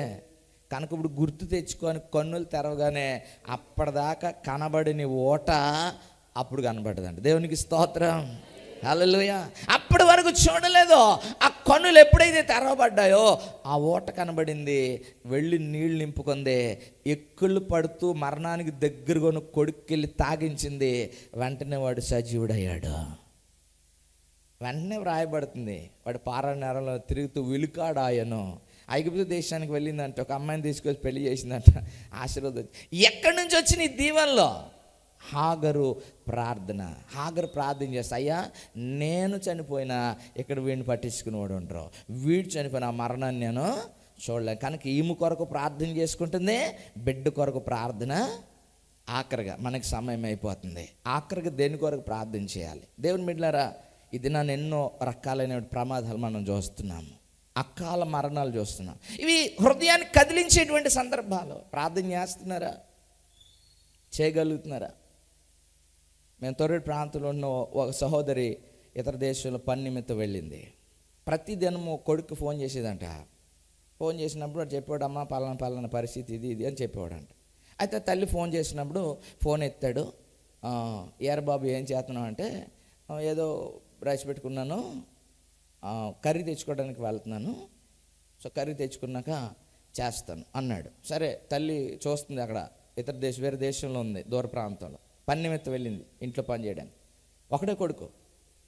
అయితే వెళ్ళిన తర్వాత ఈ పని నిమిత్తం ఉన్నది కదా ఆమె, ఫోన్ చేసినప్పుడు కొడుకు చెప్పాడు, కర్రీ తెచ్చుకుంటాను, తర్వాత మాట్లాడదామని. ఈ లోపల కర్రీ కోసం వెళ్తుంటే బండి మీద వెనకాల ఒకడు కూర్చున్నాడు. మామ నేను తోలుతాను. సరే ఎక్కాడు. ఎక్కిన తర్వాత ఈ కుర్రోళ్ళు ఎవరిదో ఒక గర్ల్ ఫ్రెండ్ వెళ్ళిపోతుందంట.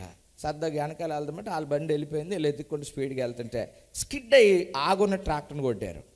కొట్టగానే అబ్బాయి ప్రమాదానికి గురయ్యాడు.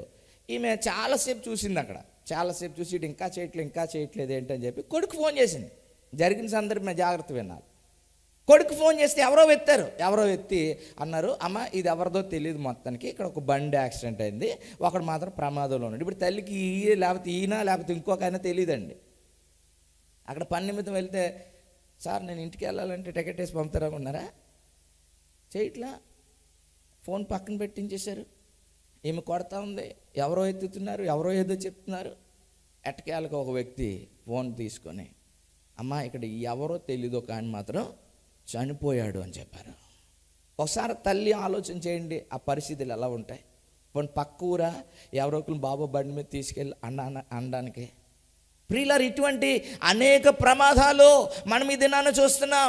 కడుపు కోతలు చూస్తున్నాం. నువ్వు చేయాల్సిన ప్రార్థన నష్టపోయిన తర్వాత కాదు, వాక్యం ఏమి జ్ఞాపకం చేస్తుందంటే అకాల మరణములు నీ ఎంట తాకకుండా ప్రార్థన చేయాలి. అది కూడా ప్రతిదినము చేయాలి. అయ్యా, నా భర్త బయటికి వెళ్తున్నాడు, అకాల మరణాలు నా కుటుంబాన్ని తాకకుండా. ఎందుకు చేయాలి ప్రార్థన?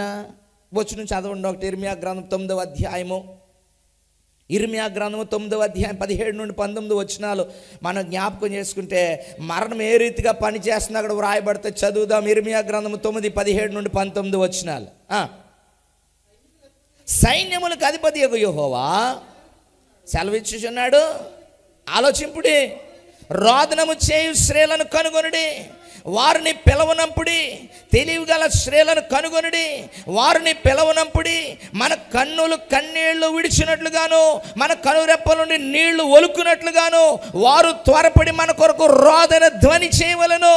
మనము వలసపోతుమే, సిగ్గునొందితమే, వారు మన నివాస స్థలమును పడగొట్టుగా మన దేవుని విడవలసి వచ్చనే అని సియోనులో రోదన ధ్వని వినబడుచున్నదే. ప్రియులరా, ఎంత విచారకరమైనటువంటి పరిస్థితులు కనబడుతున్నాయి. వాళ్ళు అంటున్నారు స్త్రీలను సమకూర్చండి. దేని కొరకు?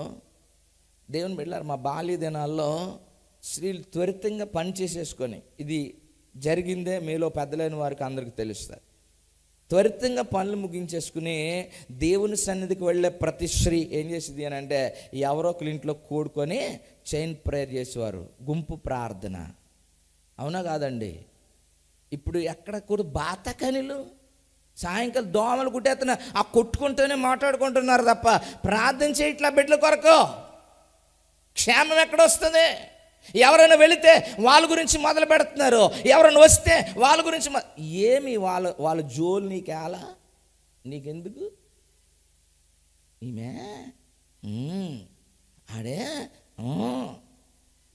కుటుంబం కొరకు బతుకు కోసం ప్రార్థన లేదు. ప్రార్థన ఎలాగంటే మళ్ళీ ఎక్కడ కోపాలు వచ్చేస్తాయి అండి. సమయాన్ని నీ బిడ్డల క్షేమం కొరకు ప్రార్థన చేయాల్సింది, నీ కుటుంబం కొరకు ప్రార్థన చేయాల్సింది పోయి పనికిమాల కబుర్లు ఆడుకుంటా కూర్చుని సమయాన్ని వ్యర్థం గడుపుతున్నారు. వాక్యం ఏమంటుంది?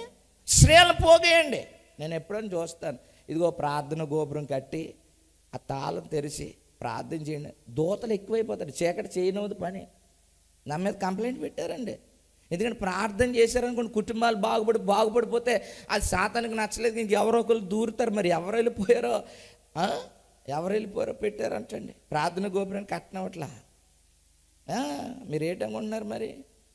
సరే, ఇప్పుడు అది బయటకు వెళ్ళిపోవద్దు. మనం ప్రార్థన చేయాల్సిన బాధ్యత ఉందా? ఎందుకు ప్రార్థన చేయమన్నాడు? ఎందుకు పోగేయమన్నాడు? ఎందుకు కన్నీళ్ళు కార్చమన్నాడు? ఎందుకు రోదన ధ్వని చేయమన్నాడు? 21వ వచనం చదవండి. వీధులలో పసిపిల్లలు లేకుండాను, రాజమార్గంలో యవనులు లేకుండాను వారిని నాశనము చేయుటకై మరణము మన కిటికీలను ఎక్కుచున్నది, మన నగరులలో. ఇది సంగతే. ఎందుకు ప్రార్థన చేయాలి? బిడ్డల కొరకు. ఎందుకు ప్రార్థించాలి? మన కుటుంబాల కొరకు. వీధుల్లో పసిపిల్లలు లేకుండా చేయాలనంట, మార్గాల్లో యవనులు లేకుండా చేయాలనంట, మరణం అంట మన కిటికీలో కూర్చుందంట. Ready to fight.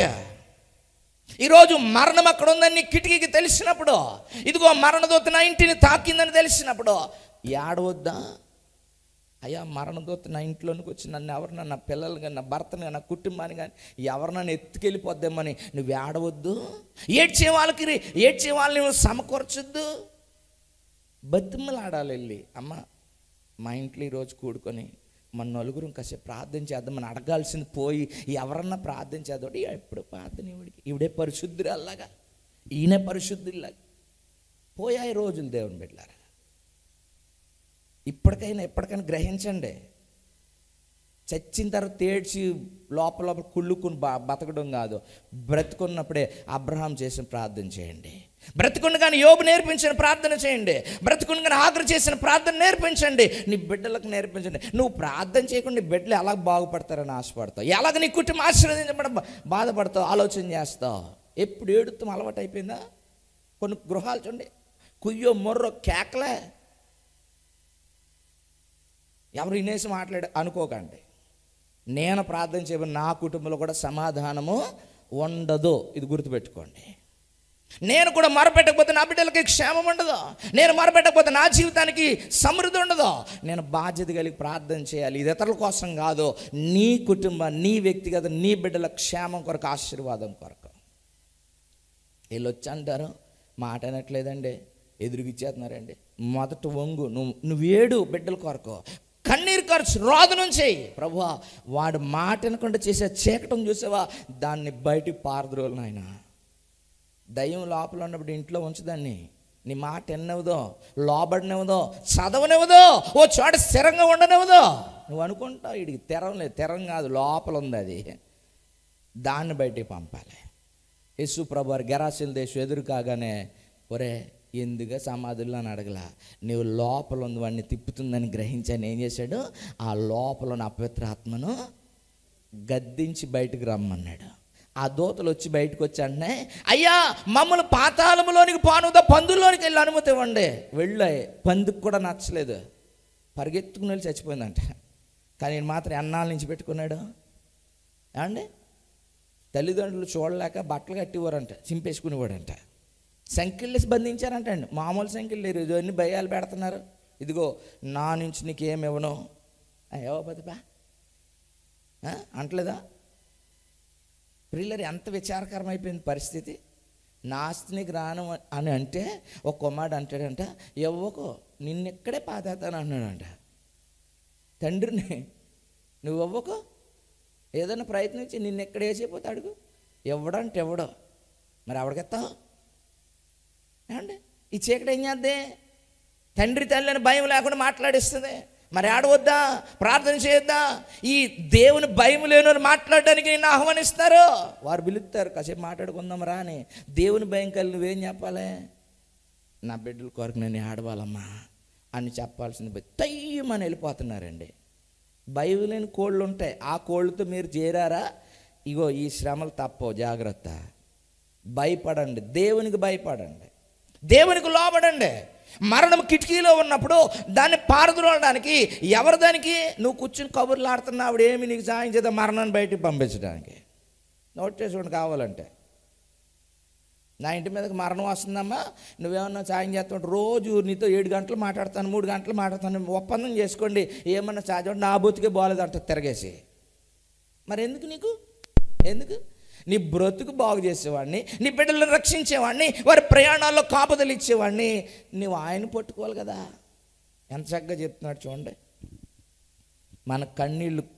మన కన్నులు కన్నీళ్లు విడిచినట్టుగా, మన కనురెప్పలను నీళ్లు ఒలుకున్నట్టు వారు త్వరపడి మనకు రోదన ధ్వని చేయవలెను. ప్రార్థన చేసే వాళ్ళకన్నా చెప్పండి. ఎప్పుడైతే తంతు బాగుంది అనుకోకండి. మా ఆశ ఏంటి అని అంటే, ఈ రోజున ప్రార్థన విజ్ఞాపన ఇచ్చారు, అయ్యా నా కుటుంబం కొరకు ప్రార్థించేయండి. చూడండి, ఆదివారం పరిశుద్ధ మంది ఉన్నారు కదా, బుధవారం ఎందుకు కనబడట్లేదేలో, ఆన్లైన్ ప్రేయర్లు ఎందుకు కనబడతలేదేలో అంటే ప్రార్థన చేయాలని చాలామందికి నచ్చదు. కానీ అవసరమైంది, అతి ప్రాముఖ్యమైనది ప్రార్థనే. వాక్య భాగాలు ఎక్కడైనా వినబడతాయండి, మీరు ఇంట్లో టీవీ పెట్టినా వస్తుంది. కానీ నీ ప్రార్థన అవసరం దేవునికి, నీ కన్నీళ్ళు అవసరం, నీ మొర్ర అవసరం, నీ వెలుగెత్తి ప్రభువుని పాదాలు పట్టుకోవడం అవసరం. నీ బిడ్డల కొరకు, నీ కుటుంబం కొరకు కన్నీళ్ళు కార్చేవారు అవసరం. ఏం పని ఉందని ఏమండి, కాసేపు విశ్రాంతి తీసుకుంటే శరీరానికి మంచిగా ఉండదా? కానీ ఎందుకు ఏకం చేయబడి ఆ జూమ్ కనెక్ట్ అవ్వకపోతే, కాన్ఫరెన్స్ కనెక్ట్ అవ్వకపోతే, కట్ అయిపోతే మళ్ళీ చేసుకుని చెన్నారమ్మ గారికి ఏం పని ఉంది, మాధవి గారికి, నీళ్ళు గారికి, వీళ్ళందరికీ ఏటి పని? ప్రార్థన చేయాలి అని ప్రయాస దేనికి? వాక్యం చెప్తుంది. పసిపిల్లలు లేకుండా చేయాలని, యవనులు లేకుండా చేయాలని, మరణానికి అప్పగించాలి. దూత వచ్చి కూర్చుందంట, నీకు భయం లేదా? ప్రార్థన లేకపోతే మరణదూత లోపలికి వస్తున్న భయం లేదా? ఉండాలి. మరణం వచ్చిన తర్వాత ఏడ్చి బాధపడి ప్రయోజనం లేదు. ఒకవేళ ఈ స్థితి కలిగి ఉండి వెంటనే ఏం చేయాలి? ఇప్పుడు ప్రార్థన ప్రారంభించ. అకాల మరణములు మా కుటుంబంలో, వయసు అయిపోయి మరణం వచ్చిందా? మంచి మరణం, మంచిదండి. ఎందుకంటే ఇప్పుడు వయసు తగ్గిపోయింది. ఎలాగా ఆదాం కాలాల్లో ఉన్న వయసు ఇప్పుడు లేదు. మోసే కాలానికి వచ్చినప్పుడు అప్పుడు ఎంత? మెదిశాల 600 69 969 బట్టి పుట్టాడు. తర్వాత మోషే కాలం వచ్చినోడికి 120కి వచ్చింది, 120కి వచ్చేసింది. ఇప్పుడు అందులో సగానికి వచ్చేసింది. సగానికి మీరు చూడండి, మీరు వాక్య భాగం చదివితే 969కి సగం చేశాడు, తర్వాత సగం చేసి తర్వాత సగం చేసి ఇప్పటికి 60కి వచ్చింది. ఈ 60 సంవత్సరాలు ఇప్పుడు 30 అనేటప్పటికి డౌట్ ఉంటుంది. మరి అటువంటి మరణము కబలించి తిరుగుతున్నప్పుడు మన కిటికీలు ఎక్కేసి రెడీగా ఎవరిని పట్టుకెళ్ళిపోదామని ప్రయత్నం చేస్తున్నప్పుడు నీకు మొరొద్దా, కన్నీళ్ళు వద్దా, ప్రార్థన వద్దా? మన బాధ అంతా ఎప్పుడు కూడా చాలామంది ప్రార్థన అంటే వాళ్ళకి ఉన్నందుకు, వాళ్ళకి లేనందుకు కాదు, ఎదుటి వాళ్ళకి ఉన్నందుకు ఏడుతారంటే వాళ్ళకి ఇచ్చేది మా ప్రభా. ప్రియులారా, వాక్యం చాలా స్పష్టంగా రాత్రి మనతో మాట్లాడుతుంది. యెరూషలేము కుమార్తెలారా, నా నిమిత్తం ఏడవకండి. మీ ఏడుపు అంతా ఎవరి కొరకై ఉండాలి? మీ కొరకును మీ బిడ్డల కొరకై ఉండాలి. ఆ కన్నీరు విశ్రమింపడానికి లేదు. ప్రియులారా, అంతా అయిపోయింది, ఎందుకులేండి చక్కగా రిలాక్స్ అనుకుంటున్నామేమో. శోధన, శ్రమ ఎంత బాధిస్తుందో, ఎంత వేదనకు అప్పగిస్తుందో, గుండెలు పగిలేటువంటి పనులు చేస్తుందో, కడుపు కోతను మిగిలిస్తుందో, నిద్రలేని రాత్రులు మిగిలి చేస్తుంది, ఆహారం ఉండి తినలేనటువంటి దుస్థితికి నేను నడిపిస్తుంది. కనుక ప్రార్థన ఉండాలి. ప్రభువా నన్ను జ్ఞాపకం చేసుకోనండి. అబ్రాహాంని అడిగితే అబ్రాహాం నేర్పిస్తున్నాడు, నీ సన్నిధిలో బ్రతికే అవకాశాన్ని నా బిడ్డకు దయచే ప్రభు అని అడిగాడు. యోబుని అడిగితే అంటే నా బిడ్డల కొరకు ప్రతి దినం వారు పాపం ఎక్కడ చేసి పాడైపోయారు, దేవునికి దూరం అయిపోతారని భయపడి వారి కొరకు ప్రార్థన చేస్తున్నానని యోబు నేర్పిస్తుంది. నాగర అంటుంది, అయ్యా నా బిడ్డ యొక్క క్షేమమును నా యొక్క క్షేమము నేను చూడాలి. నేనున్న స్థితి నీకు తెలుసు, విడిచిపెట్టబడ్డాను, ఒంటరి అయిపోయాను. ఇది నాన్న నీవు తప్ప నాకు ఆశ్రయమేమీ లేదు. నీకెందుకు మొరపెడుతున్నానంటే ఆ దినమున నేను శ్రమలో ఉన్నప్పుడు నన్ను చూచిన దేవుడు నీవే కనుక నీకే చెప్పుకుంటున్నానయ్యా. ఎవరు చూడకపోయినా నన్ను చూచే దేవుడు ఆయనకి చెప్పే అనుభవాన్ని మనము నేర్చుకోవాలి. చివరాఖరిగా మనం ఆలోచన చేస్తున్నాము, అకాల మరణములు, మృత్యు దారుణ పడకుండా, మృత్యు చేతికి అప్పగించబడకుండా, మరణము నీ కుటుంబంలో కలగకుండా ప్రార్థన ఉండాలి.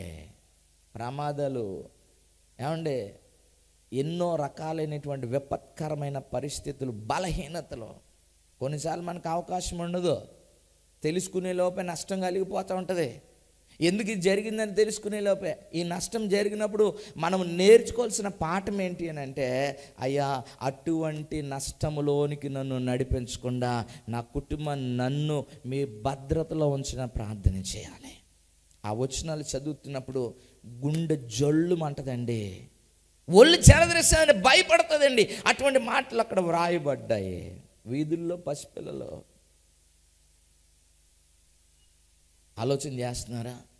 గత సంవత్సరం అనుకుంటాను నేను, గత సంవత్సరం ముందు సంవత్సరం 2023 గర్భములో ఉండగా బిడ్డలు చాలామంది చనిపోయారు. వచ్చే ప్రార్థన విజ్ఞాపనలు వచ్చాయి, అయ్యా 7వ నెలలో చనిపోయారండి, 8వ నెలలో చనిపోయారండి, తల్లికి ప్రమాదం అన్నారండి, ప్రార్థన చేయండి, ఆ పెండం వచ్చేసి ఇలాగని ఎన్నో చూసాము. దేవుని బిడ్డలారు హాస్పిటల్కి వెళ్తుంటే ఆ తల్లిని ఎలా ఓదార్చాలి, ఆ కుటుంబంతో ఎలా మాట్లాడో తెలియనటువంటి పరిస్థితి, భయంకరమైనటువంటి పరిణామాలు కనబడ్డాయి. అది అయిపోయింది. తర్వాత సంవత్సరం బిడ్డలు పుట్టిన తర్వాత చనిపోవడం మొదలుపెట్టారు. వైద్యశాస్త్రానికి అందలేదు ఇలాంటి శోధనలో. ఆ చీకటి కిటికీల మీద ఉందంట, వీధిలో పసిపిల్లలు లేకుండా చేయాలని, రాజమార్గాలలో యవనులు లేకుండా చేయాలి. ఈరోజు ఎంతమంది యవనులు అండి దేవుని బిడ్డలారా, హైవేస్లో ఎంతమంది చనిపోతున్నారు. అలా వెళ్ళి మరణాలకు అప్పగించబడుతున్నారు, ప్రమాదాల బారిన పడుతున్నారు. ప్రార్థన చేయొద్దా? నీకు ఆ భారం లేదా? నీకు నీ బిడ్డల కొరకు వాక్యం చెప్తుంది కదా, ప్రార్థన చేయండి, ప్రారంభించండి. గ్రూప్స్గా ఏర్పాటు చేయబడండి. పనికిరాని కబుర్లని దీవెన తీసుకొని రా, నీకున్న ఆశీర్వాదాన్ని సమాధానాన్ని కోల్పోలే చేస్తుంది. వచ్చిరాని ప్రార్థనే నాకు రాదు, ఒక్కదాని వేరా, ఎవరు రాలేదా, రెండో రోజు చెప్పు, నాతో కలిసి ప్రార్థన చేయొచ్చు కదా. నీ కుటుంబంలో ఆ గోల వినబడుకుంటే దేవుడు సమాధానాన్ని ఇస్తాడు. ఆ కలహాలు లేకుండా సమాధానాన్ని ఇస్తాడు. ఆ రోదన లేకుండా దేవుడు నిన్ను విడిపిస్తాడు. ప్రార్థన తప్ప ఆ పరిస్థితులు మార్చేది ఏది లేదు. ఒకవేళ ఈ ఇష్టమైనది ఉండేది గోల ఉండదు అనుకుంటున్నాము, అప్పుడు ఇంకా జుట్టు పెరుగుతుంది అనుకుంటారు, నాకు ఎక్కువ వేయలేదని. అర్థం ఉందా? చాలామంది అనుకుంటారు అలాగ నచ్చినట్టుగా చేసేద్దాం, తలనొప్పి ఉండదని, అప్పుడే పెరిగిపోతాయి. ఇంకా నువ్వు చేయాల్సింది నచ్చిన పనులు కాదు, దేవునికి నచ్చిన పని చేస్తే నిన్న ఆయన సమాధానాన్ని నీకు ప్రాకారముగా ఉంచుతాడు. నమ్మి ప్రారంభించండి. దేవుని బిడ్డలారా, ఇవి ఇప్పుడు భయం ఎవరన్నా ఒక ఇద్దరిని కలుపుదామంటే, ఎందుకనంటే ఇద్దరు కలిపి ఇంకా రకరకాల వేరే వ్యతిరేకమైన ఆలోచనలో వెళ్ళిపోతున్నారు. రకరకాల ఆలోచనకి వెళ్ళిపోతున్నారండి. కబుర్లు ఎక్కువైపోయినాయండి, వేస్ట్ మాటలు ఎక్కువైపోయినాయండి, పనికిరాని పెత్తనాలు ఎక్కువైపోయాయి. అసలు వచ్చింది దేనికి? ప్రార్థన కనంటే ఇంటి పరిస్థితి కావాలి, ఇంట్లో పరిస్థితి, ఆర్థిక పరిస్థితి, కుటుంబ అన్నీ కావాలి. ఒక్కొక్క మాట విన్నప్పుడు ఆశ్చర్యదు. భార్య దగ్గర భర్త కొరకు లేని డేటా పక్కన ఆవిడ దగ్గర ఉంటుంది. డేటా అంటే సమాచారం. వీళ్ళ బిడ్డల కొరకు వీరి దగ్గర లేని సమాచారం ఇంకొక ఇంట్లో ఉంటుంది. అంటే ప్రార్థన చేయండి, రోదన చేయండి అంటే ఈ చెప్పుకోవడానికి తయారవుతున్నారండి. ఎప్పుడని చెప్పండి, ఈరోజు మైండ్ బాగాలేదానండి ఎవరితోనా? అవునా, ఓకే, కూల్ అంటారా అనుకున్నారా? ఎందుకు బాగాలేదు, నాకు చెప్పవా, నాకు కూడా చెప్పవా, నేను పరాయిదానిలో చూస్తున్నా అంతే. ఇంకా నాది ఎంత ప్రేమగా ఉంది కనుక ఆవిడ పుట్టిన కానించి అలా ముప్పెట్టి కడిగిన కానీ చెప్పేది దేవుడి. ఇప్పుడు దాకా ఇంకా గ్యాప్ దొరికినప్పుడు నెక్స్ట్ సిరీస్ రేపు చెప్పుకుందాం, ఆయన వచ్చి మళ్ళీ గుద్దుతాడు వండపోతుంది అని మళ్ళీ పెట్టి మళ్ళీ నెక్స్ట్ ఎక్కడ మొదలెట్టో. ఇప్పుడు చూడండి, రీక్యాప్ అని వస్తుంది సీరియల్ జరిగేటప్పుడు. లాస్ట్ డేది కొంచెం చెప్పే తర్వాత ముందు అలాగా ఎక్కడ దాకా వచ్చాం మనం, మళ్ళీ అక్కడి నుంచి స్టార్ట్ చేసి మళ్ళా ఏమి నీ బిడ్డల క్షేమాన్ని తీసుకున్నాను మరల జ్ఞాపకం చేస్తున్నాను. నీ బిడ్డలను దేవుని సన్నిధిలో బ్రతకని అని ప్రార్థన చేయాలి. నా కుటుంబాన్ని నీ సన్నిధిలో బ్రతకని అని ప్రార్థన చేయాలి. నీ కొరకు, నీ బిడ్డల కొరకు ఏడవాలి. రెండో, నేను కానీ నా బిడ్డలు కానీ నీకు విరోధముగా ఏ పాపము చేయకుండా నన్ను నడిపించాయని ప్రార్థన చేయాలి. మూడోది, అయ్యా నాకు, నా కుటుంబానికి, నా బిడ్డలకు నీవు క్షేమము దయచేయని ప్రార్థన చేయాలి. నాలుగవదిగా, చివరిగా, ప్రాముఖ్యమైనదిగా, అకాల మరణములు, మృత్యువాత పడకుండా నా కుటుంబాన్ని నీ భద్రతలో ఉంచని ప్రార్థన చేయాలి. ప్రేయర్ గ్రూప్స్ మనం సిద్ధపరచుకోవాలి. ప్రార్థన బృందాలుగా చేయబడాలి. మొరపెట్టే బిడ్డలను కలిగి ఉండాలి. ధన్యత. మన కొరకు హాయ్ అనేవారు, గుడ్ మార్నింగ్ అనేవారు, గుడ్ నైట్ అనేవారు, తిన్నావా అనేవారు కాదు మనకు కావాల్సింది. ఈరోజు మెసేజ్ పెట్టలేదే, ఖాళీ లేవా, అప్పుడే నేనంటే నీకు ఈ పక్కన పెట్టండి, ఏం కావాలి? ఈరోజు నా కుటుంబం కొరకు నీ కూడా మన ఇద్దరం కలిసి ప్రార్థన చేద్దామా, దేవుని సన్నిధిలో కొద్ది గడుపుదామా, కన్నీళ్ళు కార్చి ప్రభు పాదాలు పట్టుకుందామా, పితరుల నుంచి మనపై ఉన్నటువంటి శాపమును ఈ కన్నీటి ప్రార్థన ద్వారా విరగొడదామా, ఈ ఆలోచనలోనికి మనం రావాలి. అడిగి చెప్పలేక ఇంకేం చేసాం అంటే వ్యక్తిగత ప్రార్థనలు ప్రారంభించాం. ప్రియులారా, ప్రార్థిద్దాం, క్షేమాన్ని కలిగి ఉందాం. దేవుడి మాటలు దీవించును గాక.